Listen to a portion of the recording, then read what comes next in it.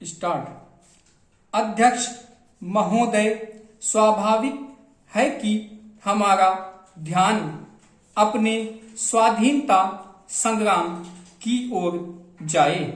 उस संग्राम का एक उद्देश्य तो विदेशी आधिपत्य से छुटकारा पाना था, एक अन्य उद्देश्य जो उससे कम महत्वपूर्ण नहीं था, एक ऐसे समतावादी समाज को संभव बनाना था जिसमें सामाजिक विभाजन और ऊंच नीच के लिए कोई स्थान शेष न रह जाए। हमारी स्वतंत्रता की लड़ाई की एक विशेषता यह थी कि उसे अंतर्गत ऊंच नीच का कोई भेदभाव नहीं था और किन्हीं विशेषाधिकारों की सुरक्षा नहीं की जानी थी। उस आंदोलन के कुछ नेता दिग्गज विद्वान थे, लेकिन सभी राजनैतिक दृष्टि से एक समान होकर काम करते थे।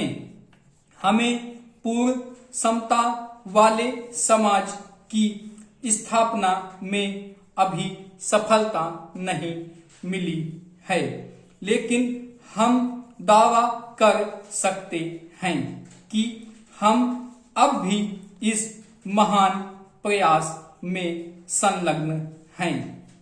उपर्युक्त पृष्ठभूमि में इस विधेयक पर विचार किया जाना चाहिए।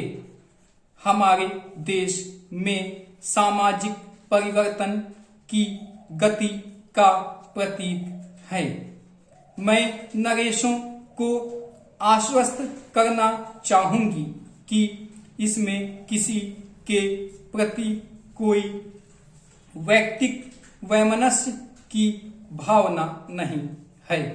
हम इस महत्वपूर्ण परिवर्तन को जिस ढंग से लाना चाहते हैं वह हमारी इस लोकतंत्री परंपरा के अनुकूल है कि दूरगामी और क्रांतिकारी परिवर्तन भी शांतिपूर्ण परामर्श और विचार विनिमय और संसदीय स्वीकृति से किए जाएं।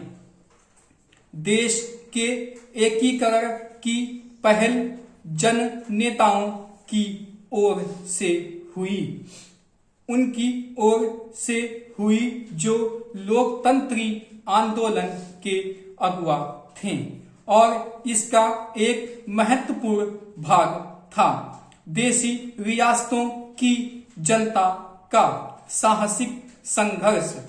यह करते हुए हम स्वाधीनता प्राप्ति के ठीक बाद नरेशों द्वारा देश के एकीकरण के लिए दिए गए रचनात्मक सहयोग के महत्व को कम करके नहीं आंक रहे हैं। उन्होंने समुदाय के आर्थिक, सामाजिक और सांस्कृतिक जीवन में अपना योगदान दिया है। बहुत से भूतपूर्व नरेशों के प्रति उन क्षेत्रों के लोगों में जहां वे कभी शासक थे बहुत आदर पाया जाता है, और उनमें से कुछ को जनता ने इस सदन के सदस्यों के रूप में चुना है। मुझे विश्वास है कि जनता का यह रुझान किसी भी प्रकार कम नहीं होगा।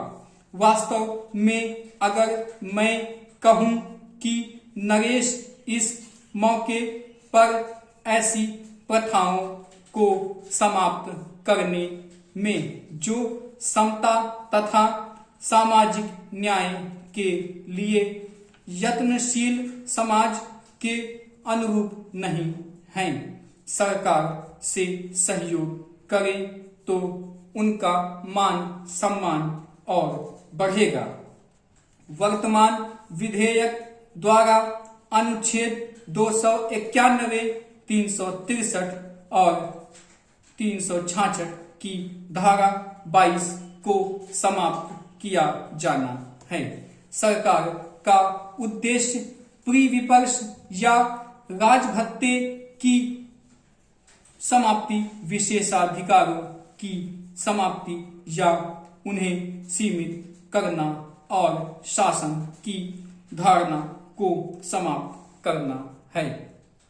मैंने जो पत्र नरेशों को लिखा था उसमें मैंने साफ तौर पर कहा था कि संशोधन विधेयक संसद में पेश किया जा चुका है और चालू सत्र में उस पर विचार कर उसे पारित किया जाएगा।